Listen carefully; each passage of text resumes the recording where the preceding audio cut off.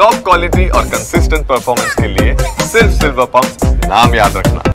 ಇದು ಕಾಂಗ್ರೆಸ್ ಕಥೆಯಾದ್ರೆ ಇನ್ನು ಬಿಜೆಪಿಯಲ್ಲಿ ಯತ್ನಾಳ್ ಉಚ್ಚಾಟನೆ ಬಳಿಕ ಸೈಲೆಂಟ್ ಆದಂತೆ ಕಂಡಿದ್ದ ಬಿಜೆಪಿ ಭಿನ್ನರ ಬಣ ಆಕ್ಟಿವ್ ಆಗಿದೆ. ನಿನ್ನೆಯಷ್ಟೇ ಗೋಕಾಕ್ ಲಕ್ಷ್ಮೀದೇವಿ ಜಾತ್ರೆಯಲ್ಲಿ ಸೇರಿದ್ದ ಪ್ರತ್ಯೇಕ ಬಣ ದಾವಣಗೆರೆಯಲ್ಲಿ ಸಿದ್ದೇಶ್ವರ್ ಅವರ ಹುಟ್ಟುಹಬ್ಬದ ನೆಪದಲ್ಲಿ ಒಟ್ಟಿಗೆ ಸೇರಿದ್ರು. ಯಡಿಯೂರಪ್ಪ ವಿರುದ್ಧ ರೇಣುಕಾಚಾರ್ಯ ವಿರುದ್ಧ ಭಿನ್ನರ ಬಣ ಗುಡುಗಿದೆ.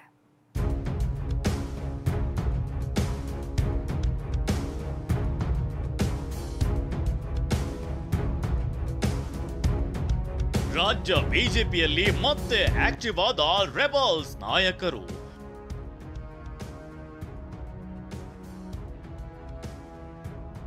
ಹುಟ್ಟುಹಬ್ಬದ ನೆಪ, ಶಕ್ತಿ ಪ್ರದರ್ಶನದ ಜಪ, ಭಾರೀ ರಣತಂತ್ರ. ರಾಜ್ಯ ಬಿಜೆಪಿಯ ರೆಬಲ್ಸ್ ಮತ್ತೆ ತನ್ನ ಕತ್ತಿ ಬರಸೆ ಶುರು ಮಾಡಿದ್ದಾರೆ.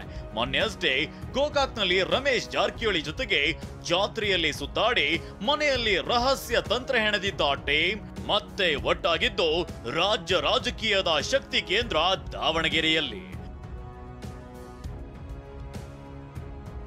ವಿಷಯ ಏನಂದ್ರೆ, ತಾರಕಕ್ಕೇರಿದ್ದ ದಾವಣಗೆರೆ ಬಿಜೆಪಿ ಬಣಬಡಿದಾಟಕ್ಕೆ ಮುಲಾಮು ಹಚ್ಚಲು ಯತ್ನಿಸಿದ್ರು. ಆದ್ರೆ ದಾವಣಗೆರೆಯಲ್ಲಿನ ರೆಬಲ್ಸ್ ಶಕ್ತಿ ಪ್ರದರ್ಶನ ನೋಡಿದ್ರೆ ಜೋಶಿ ಸಭೆ ಯಶಸ್ವಿಯಾದಂತೆ ಕಾಣ್ತಿಲ್ಲ.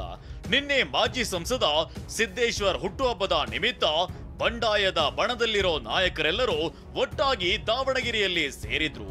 ವೇದಿಕೆಯಲ್ಲಿ ಮಾತನಾಡಿದ ಜಿಎಂ ಸಿದ್ದೇಶ್ವರ್ ಹಳೆ ಕತೆ ಮೆಲುಕು ಹಾಕುವ ಮೂಲಕ ಪಕ್ಷ ಸಂಘಟನೆಯಲ್ಲಿ ತಮ್ಮದು ಪಾತ್ರ ಇದೆ ಅನ್ನೋದನ್ನ ನೆನಪಿಸಿ ಬಿಎಸ್ವೈಗೆ ಕುಟುಕಿದ್ದಾರೆ. ಉಪಮುಖ್ಯಮಂತ್ರಿ ಆಗಲಿ ಕುಮಾರಸ್ವಾಮಿ ನಾನು ಮಾತಾಡಿದ್ದೇನೆ, ಅವ್ರು ಮುಖ್ಯಮಂತ್ರಿ ಆಗ್ತಾರೆ ಅಂದೆ. ನಾನು ಮುಖ್ಯಮಂತ್ರಿ ಉಪಮುಖ್ಯಮಂತ್ರಿ ಆಗಬೇಕಂದ್ರೆ ನಾನಲ್ಲ, ನಾನು 75 ಸೀಟರಿಂದ ಯಡಿಯೂರಪ್ಪನವರು ಹಠ ಮಾಡಿದ್ರು. ಸುಮ್ಮನಾದ ಬಹುಮತ ಬರಲಿಲ್ಲ ನಮಗೆ. ಅವ್ರು ನಮ್ಮ ಜಿಲ್ಲೆ ಒಳಗೆ 4 ಜನ ಇಂಡಿಪೆಂಡೆಂಟ್ ಇದ್ರು. ಅನಂತಕುಮಾರ್ ಫೋನ್ ಮಾಡಿದ್ರು, ನಿಮ್ಮ ಜಿಲ್ಲೆ ಒಳಗೆ 4 ಜನ ಇಂಡಿಪೆಂಡೆಂಟ್ ಇದ್ದಾರೆ, ನಿನಗೆಲ್ಲ ಅವ್ರು ಪರಿಚಯರು, ನಿನಗೆ ಆತ್ಮೀಯರು, ನೀನು ಕರ್ಕೊಂಡ್ಬರ್ಬೇಕು ಅಂದ್ರು. ಅರವಿಂದ್ ಲಿಂಬಾವಳಿ ಅಂತೂ ಯಡಿಯೂರಪ್ಪ ವಿರುದ್ಧ ನೇರವಾಗಿ ಬೇಸರವನ್ನ ಹೊರಹಾಕಿದ್ದಾರೆ. ಯಡಿಯೂರಪ್ಪ ಬಿಜೆಪಿ ಬಿಟ್ಟು ಹೋಗಿದ್ರು, ಮತ್ಯಾಕ್ ಬಂದ್ರು ಅದನ್ನ ಸಿದ್ದೇಶ್ವರ್ ಅವರೇ ಹೇಳಬೇಕು ಅಂತ ಅಸಮಾಧಾನ ಹೊರಹಾಕಿದ್ದಾರೆ.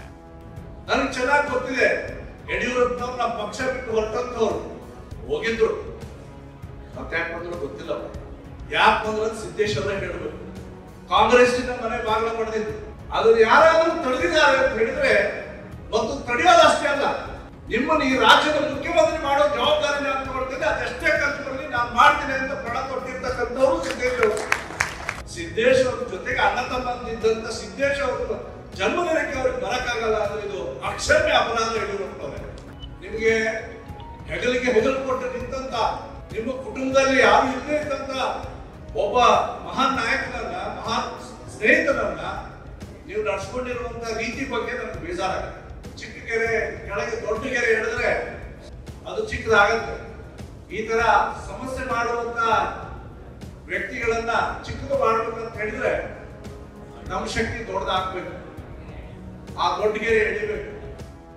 ಮಾಜಿ ಸಂಸದ ಪ್ರತಾಪ್ ಸಿಂಹ, ಕುಮಾರ್ ಬಂಗಾರಪ್ಪ ಮಾತನಾಡಿ, ದಾವಣಗೆರೆಯಲ್ಲಿ ಕಳೆದ ಲೋಕಸಭಾ ಚುನಾವಣೆಯಲ್ಲಿ ಸಿದ್ದೇಶ್ವರ್ ಅವರ ಪತ್ನಿ ಸೋಲಿಗೆ ರೇಣುಕಾಚಾರ್ಯರೇ ಕಾರಣ ಅಂತ ಪರೋಕ್ಷವಾಗಿ ವಾಗ್ದಾಳಿ ನಡೆಸಿದ್ರು. ನಮ್ಮ ಸಿದ್ದೇಶ್ವರಕ್ಕೆ ನಾನು ಆಗ್ಲೇ ಹೇಳಿದೆ, ಈ ಚಂದ್ರದೊಳಗಡೆ ಹೋಗಿ ನಾಟಕ ಮಾಡೋದೆಲ್ಲ ಗೊತ್ತಿಲ್ಲ, ಅರ್ಧಾಡಿ ನೀರೊಳಗಡೆ ಬೋರ್ಡ್ ಗೋಳಿ ಬಡಿಸೋದು ಗೊತ್ತಿಲ್ಲ ಅವರಿಗೆ. ಅದು ಮಾಡ್ಬೇಕಿತ್ತು ಸಿದ್ದೇಶ್ವರ. ಎಲ್ಲ ಕೋವಿಡ್ ಸೋಂಕಿದ್ರೆ ಅದರೊಳಗಡೆ ಹೋಗಿ ಡಿಂಗಿ ಚಕ್ಕ ಅಂತ ಡಾನ್ಸ್ ಮಾಡೋದು ನಮ್ಮ ಸಿದ್ದೇಶ್ವರ ಗೊತ್ತಿಲ್ಲ. ಆದ್ರೆ ನೀರ್ ಸಾಧಕರು ಸ್ವಲ್ಪ ಜನ ನನಗೆ ಮೋಸ ಮಾಡಿದ್ದಾರೆ. ಆದರೆ ರಾಜಕಾರಣದಲ್ಲಿ ಬೆನ್ನಿಗೆ ಚೂರಿ ಇರತಕ್ಕಂಥವರಿಗೆ ತಕ್ಕ ಪಾಠವನ್ನು ನಾವು ಕಲಿಸಬೇಕು ಅನ್ನೋದಾದ್ರೆ ಪ್ರಜಾಪ್ರಭುತ್ವದಲ್ಲಿ ನಾವೆಲ್ಲ ತಿಳ್ಕೋಬೇಕು. ಒಂದೇ ವೇದಿಕೆ ಮೇಲೆ ಅವರು ಎದುರಿಗಿಟ್ಟು ಹೋರಾಟ ಮಾಡ್ತಕ್ಕಂಥ ಛಲವನ್ನು ಹೊತ್ತಾಗ ರೇಣುಕಾಚಾರ್ಯ ವಿರುದ್ಧ ಕ್ರಮಕ್ಕೆ ಸಿದ್ದೇಶ್ವರ್ ಬಣ ಬಿಗಿಪಟ್ಟು.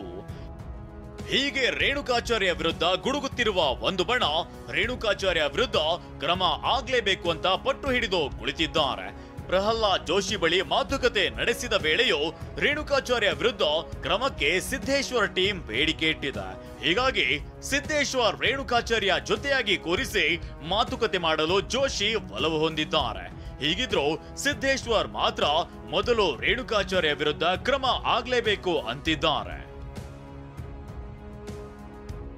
ಒಂದ್ ಕಡೆ ದಾವಣಗೆರೆಯಲ್ಲಿ ರೆಬಲ್ಸ್ ಶಕ್ತಿ ಪ್ರದರ್ಶನ ಮಾಡ್ತಿದ್ರೆ, ಅತ್ತ ಶಿವಮೊಗ್ಗದಲ್ಲಿ ಬಿಜೆಪಿ ರಾಜ್ಯಾಧ್ಯಕ್ಷ ವಿಜಯೇಂದ್ರ ಶಿವಮೊಗ್ಗ, ಉತ್ತರ ಕನ್ನಡ, ಚಿಕ್ಕಮಗಳೂರಿನ ಬಿಜೆಪಿ ಕಾರ್ಯಕರ್ತರ ಸಭೆ ನಡೆಸಿದ್ರು.